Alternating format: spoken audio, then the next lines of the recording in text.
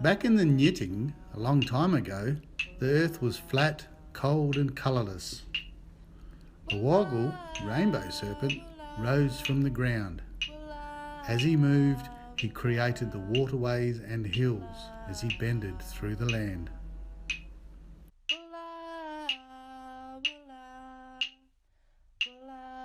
Water filled the path the woggle travelled. When the water and land made contact, they produced all life. People were created and they stayed around the waterholes. Plants, trees, reeds and bushes, as well as all the animals, were created.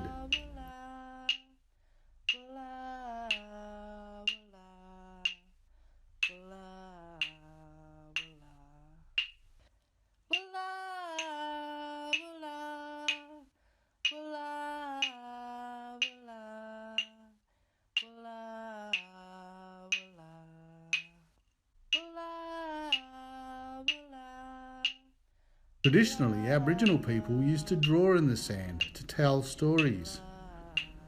In 1971, a Wadjala man, a white man, Geoffrey Barden, visited Papunya in Central Australia and saw the sand drawings.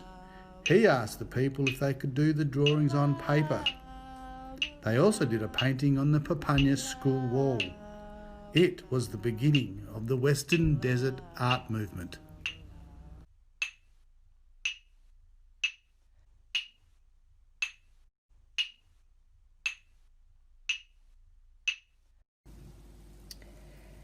Here's the task I've set for week 4. I thought you might like to try and do a little lizard drawing. I've done several versions here you can have a look at. So we've got 2 at the top, a little one here that you could do with Sharpie. I'd draw it out in pencil first, get your design right, and then just highlight it all with Sharpie and rub out your pencil lines after it's all dry. That'd be really good. I've got one at the bottom, which is another little painted one. Could be done with felt pens or pencil crayons. That'd be really lovely. And I've done some stages to show you the different stages to draw it freehand if you wanted to do an observational or a realistic looking one.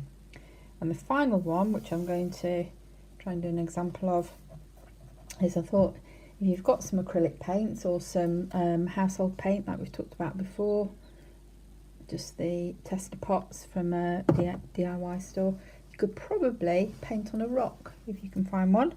So I've got one I've started. I'll just put that over there. I'm just sort of drawing it out now in pencil. I put a little bit of white household emulsion on first and let it dry, which didn't take very long in this sunshine. And now I'm just going to touch it up, and then I might actually go over it in Sharpie if I can find one that works. So give me a few minutes to do that and I'll show you my progress in a minute. Alright, there we go. I've managed to go over it in Sharpie. It's worked quite well over the white emulsion. So now I'm going to start with some background colours. I think I'm going to put more colour on than the black and white one, and perhaps not as much colour as that beautiful blue one in the corner. So I'll make up my colours as I go along, and then the usual, once I've done background colours, I'll dot it. But I'll try and show you it at each stage. So hang on for a bit. Here's a little halfway through update. Let's get it going a little bit. Leave it to dry for a few minutes before I decide what I'll do next to it.